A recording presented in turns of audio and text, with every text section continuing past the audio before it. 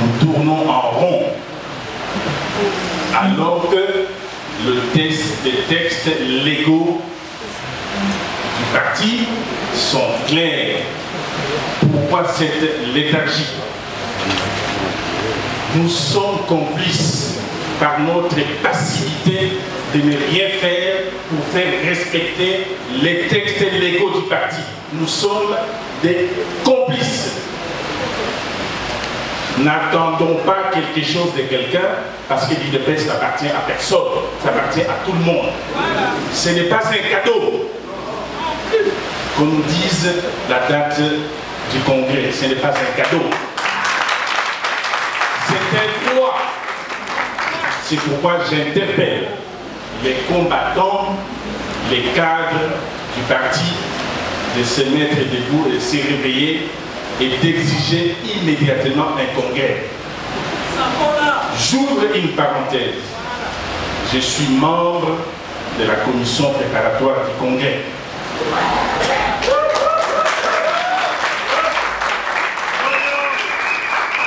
Nous étions 26, il y en a qui ont traversé le fleuve pour des raisons que vous connaissez, et il y en a qui sont restés. Et nous ne serions jamais intimidés par des propos injurieux comme quoi la commission n'existe plus. C'est faux. Je vous donne une information après les conclaves de Gemal, le feu président Étienne Tshisekedi m'avait demandé de rester, parler avec lui. Je voulais souligner une chose. On ne m'a intéressé qu'à 22 h que j'ai eu les textes, à 22 h. Donc vous verrez, mon texte est encore un brouillon. C'est un brouillon, mais je crois que ça serait un message consistant. Les Tshisekedistes marchent avec la résistance dans la tête. Les principes de la résistance étaient déjà là. Et je fais le brouillon rapidement. Avant que nous puissions aborder ce thème, comment confier, que j'ai élaboré rapidement, avec joie d'ailleurs, nous avons besoin de telles manifestations. Mon thème est intitulé « La force et la résistance pacifique pour la libération du Congo et les multinationaux ». Les premiers résistants dans ce pays, c'est Kimbangu. Vous devez le savoir. Il est le premier à s'élever contre l'injustice. Simon Kimbangu. Par respect, on l'appelle Fumu Kimbangu. Là où il a laissé, n'est-ce pas, son bâton de combat, c'est là où Tshisekedi a ramassé. C'est là qu'il faut reconnaître. Le deuxième grand résistant dans ce pays, c'est Tshisekedi Wamulu. Parce qu'il s'agit de lui.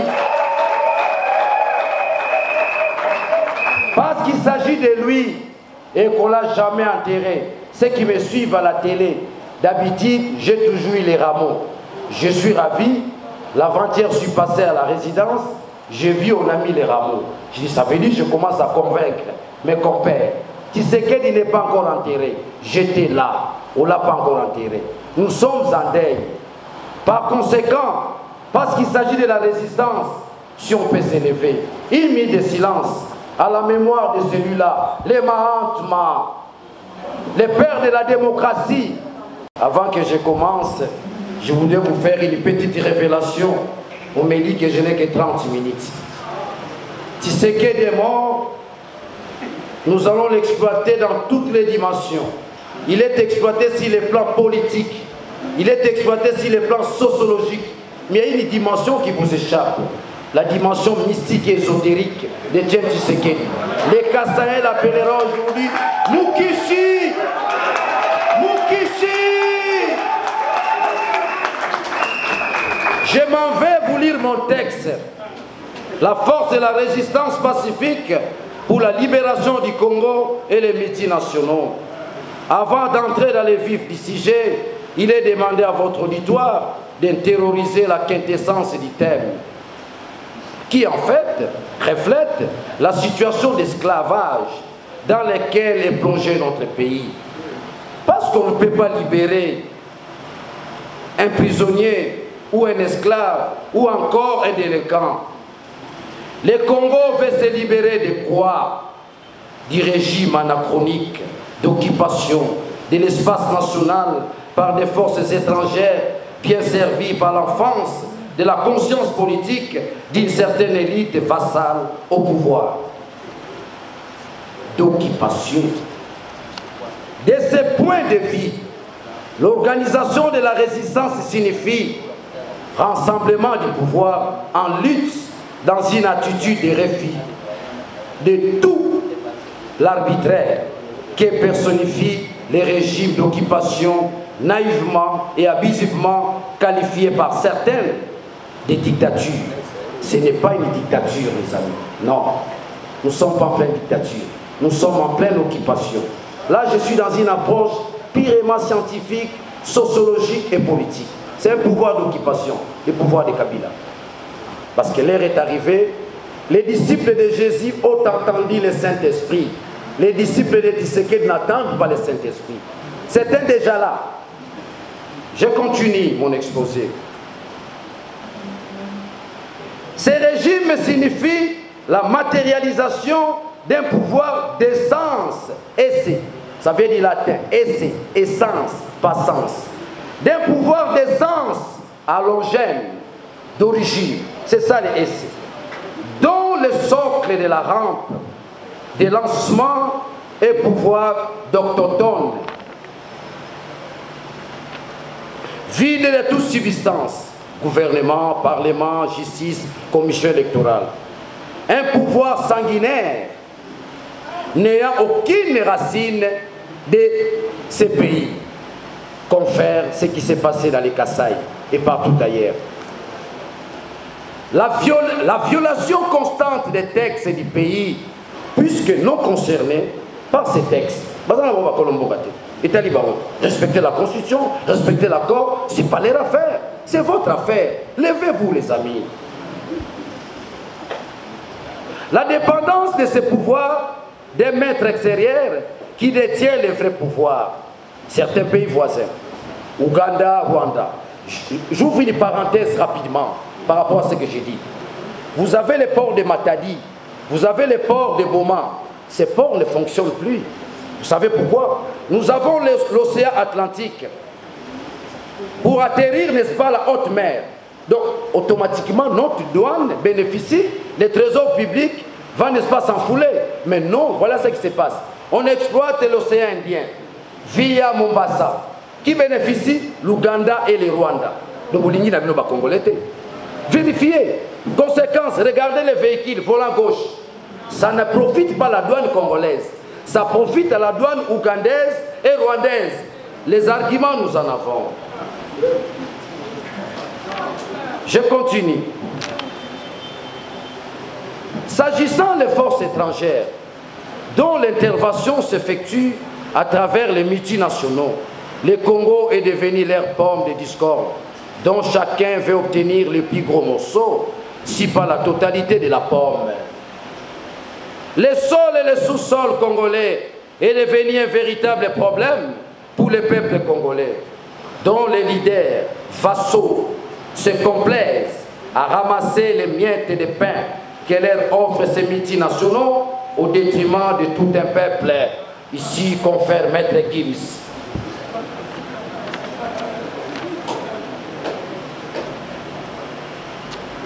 Aujourd'hui, la force de la résistance évoquée dans l'intitulé du thème signifie l'intelligence et l'instruction, qui sont les plus puissants leviers d'une action de mobilisation du peuple dans une attitude de refus de tout l'arbitraire que personnifie les pouvoirs d'occupation. D'où la nécessité de l'identification de toutes les intelligences à même de contribuer à la rupture avec les pouvoirs d'occupation. Il s'agit de l'organisation des points. Toute action non organisée et improvisée prépare souvent son échec. Nous devons toujours nous préparer. Quand vous ne vous préparez pas, vous n'allez pas aboutir à des résultats. Les 31, les 31. À 0 heure, les 31. Kabila perd toute sa légitimité. Qu'est-ce que vous faites? Est-ce qu'il y a une organisation, n'est-ce pas, sous-jacente là-dessus? Allons-nous procéder comment? Et quand les militaires vont tirer, qu'allons-nous faire? Nous allons regagner nos maisons. Ça demande de la préparation.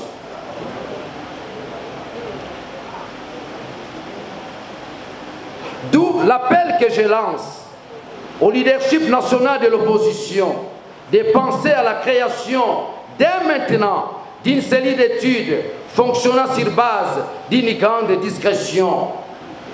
Quand je parle de leadership, n'est-ce pas, de l'opposition, les mêmes jours, le jour où Moukoulumpa rendait l'âme, je tenais un meeting avec les parlementaires debout.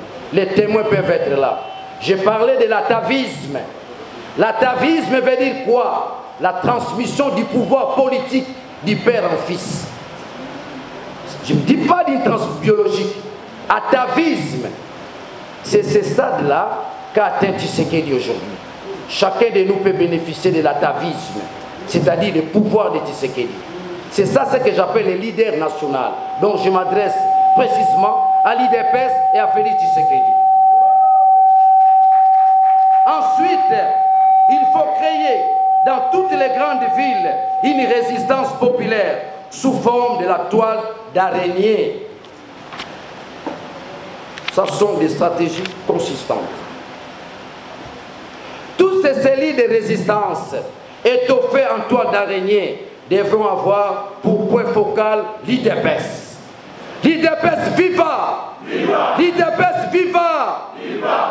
Nous avons une mission prophétique.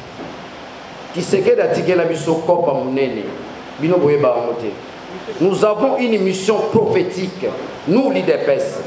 Nous allons diriger le Congo pendant 40 ans, vous verrez. Si nous nous organisons, nous serons majoritaires au Parlement. C'est un acquis. Et si nous sommes majoritaires au Parlement, ça veut dire que nous avons le destin du Congo entre nos mains. J'enchaîne, je reprends. Toutes ces cellules de résistance étoffées en toile d'araignée, ça c'est un code. Il faudrait que vous puissiez... Le peuple devra avoir une vision claire sur les leaders de ces mouvements de masse. Un leadership accepté pour tous, suite à son charisme et à ses actions politiques visibles. Dans ce contexte, Tchibalatombe, il n'est plus là. Il y a Félix qui résiste.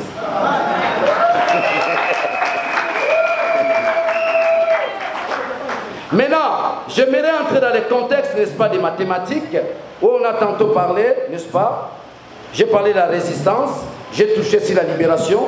Maintenant, je vais toucher sur les meetings nationaux. Parce qu'on n'a pas le temps. Prochainement, avec de tels meetings nationaux, si je reste au niveau de la définition, aider chacun de nous à en avoir une idée claire et nette, c'est qu'on entend par les meetings nationaux. Parfois, ça fait défaut dans les définitions. Chacun cherche à définir de sa manière. Mais je vais par une définition d'approche. Meetings nationaux sont en fait des groupes d'intérêt de certaines grandes nations, Occident, Amérique, qui opèrent dans l'intérêt de l'air, et sous la protection de leurs pays respectifs, tout en réalisant les bénéfices faramineux pour leurs entreprises, afin de réussir l'ensévissement du pays dans lequel ils opèrent. Ils expliquent dans leurs interventions certains éléments politiques de la classe dirigeante, du genre de Maître Gims. Conclusion, ce qui est dit, c'est ça. De tout ce que j'ai dit, on m'a donné que 30 minutes.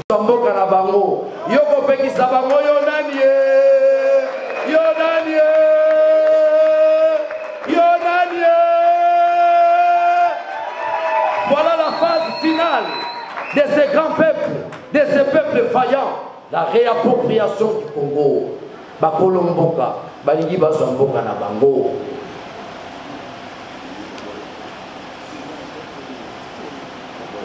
Parce qu'on m'a donné que 30 minutes. Si vous demandez qu'on m'accorde encore 10 minutes, on pourra continuer. Sinon, je m'arrête. Je m'arrête là. Nous allons continuer, n'est-ce pas, d'alléger questions-réponses, évidemment dans les débats. c'est là où nous allons continuer. Ça, c'était juste un exposé.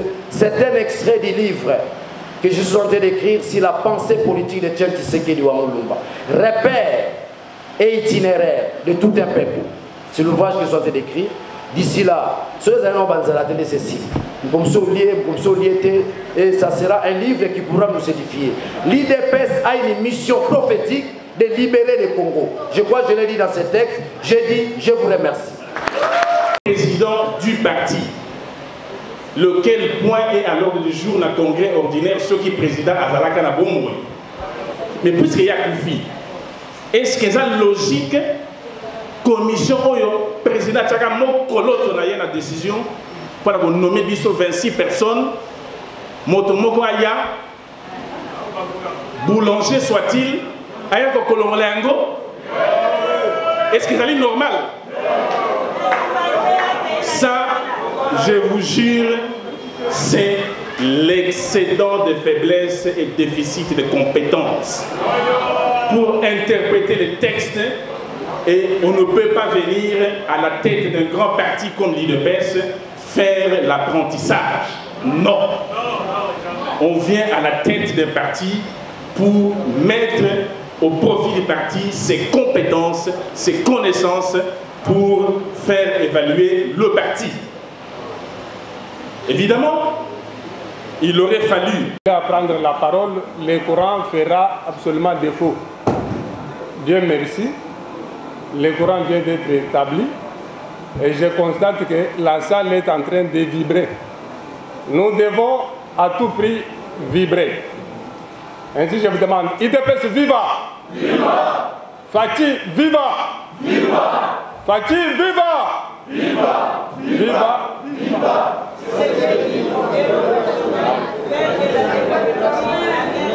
Tshisekedi, super-héros national, père de la démocratie en RDC. On y va encore. Tshisekedi, super-héros national. Tout le monde.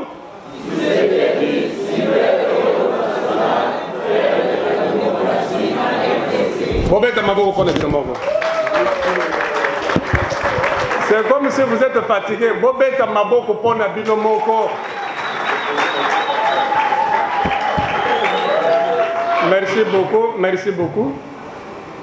Ce n'est pas le rapport final, mais j'ai le rapport synthèse des 3 commissions de la CIMAC IDPS en rapport avec l'organisation de son premier symposium. En vue d'organiser dans une orthodoxie pleine de charme et raisonnable son premier symposium, la CIMAC a bien voulu juger nécessaire de mettre sur pied 3 commissions dont l'économie se définit de la manière suivante. La première commission, c'est la commission sur les congrès. La deuxième est la commission de l'unité du parti. Et la troisième, enfin, c'est la commission sur les élections. Il est à noter, chers combattants, d'une manière claire que le rapport final de ces commissions étant une question hautement scientifique, politique, stratégique et technique, il sera expédié acquis des droits. Entendez, au nouveau président du parti, j'ai cité son Excellence Félix Antoine Tshisekedi.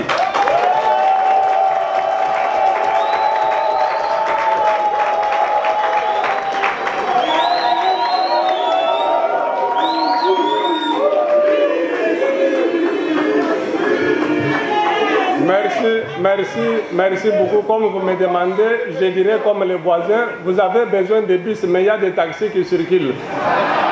Ok. Il est à noter d'une manière claire que le rapport final de chaque commission étant une matière hautement scientifique, politique, stratégique et technique, il sera expédié acquis des droits. Entendez, au nouveau président du parti, j'ai cité son Excellence Félix Antoine Tshisekedi.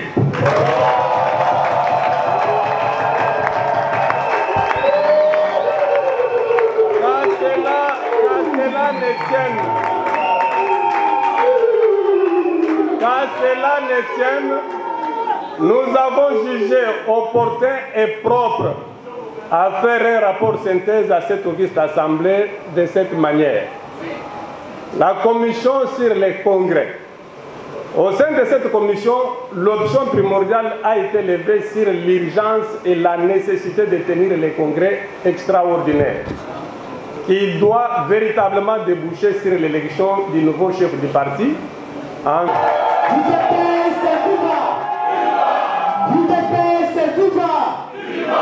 Félix Antoine Tshisekedi Tshilombo, président du parti, Toupa.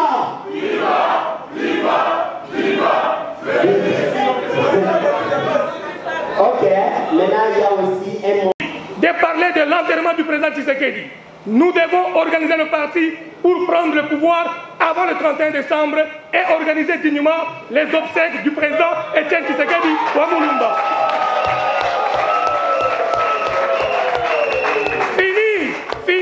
Fini et alors fini. Nous sommes de Bantou. Fini. 300 000 $ pour le congrès.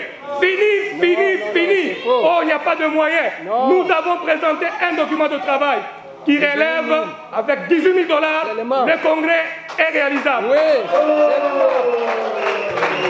Nous avons déjà plus de 31 fédéraux de l'intérieur ici présents à Kinshasa. Il suffit qu'on envoie les billets pour 4 personnes par fédération. Nous avons Fati à la tête du parti comme président et candidat du parti. J'ai dit et je vous remercie.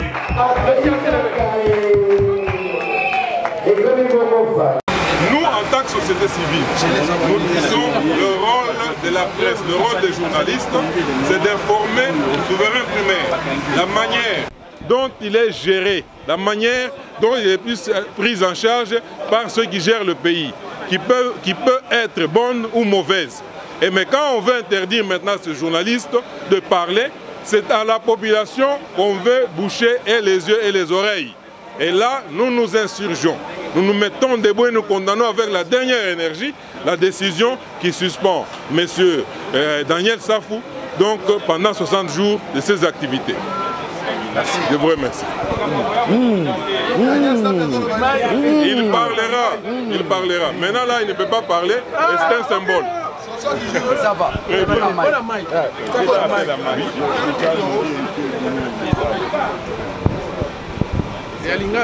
Lingala, t'as français, t'as Lingala.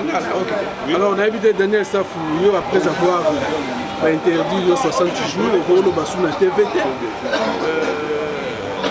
Mike Mukeba, vous avez un combat il faut mobiliser la population congolaise. On a évité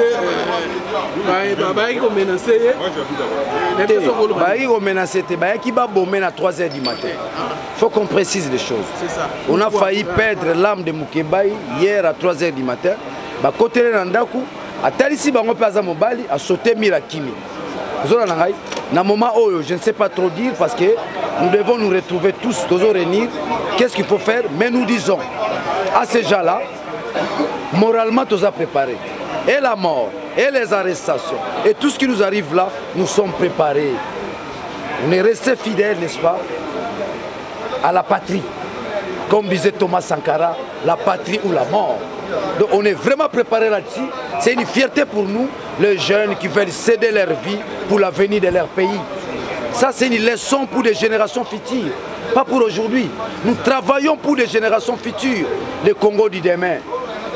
Hein? Congo, lobi boko kamwa yango. Alors Daniel Safou. Le 31 décembre, au souverain, le Kabila, le 1er janvier. Est-ce que jour où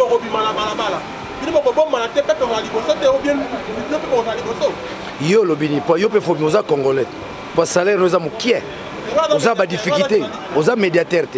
Ça c'est une vieille école. Aujourd'hui l'école actuelle du journalisme, le journaliste doit être du côté du peuple. C'est une vieille école, l'école à Kala, era Mobutu. Aujourd'hui en pleine démocratie, le journaliste doit se choisir les camps. Ou tu es du côté des flatteurs, ou tu es du côté, n'est-ce pas, du peuple. Donc, et là, Lobake, Yorobimate, Lobake, Torobima. Yozoromichaba, Yolinana Bima Polano. Et nous salons la jeunesse, c'est ça, Okufa, et Baba Bomango.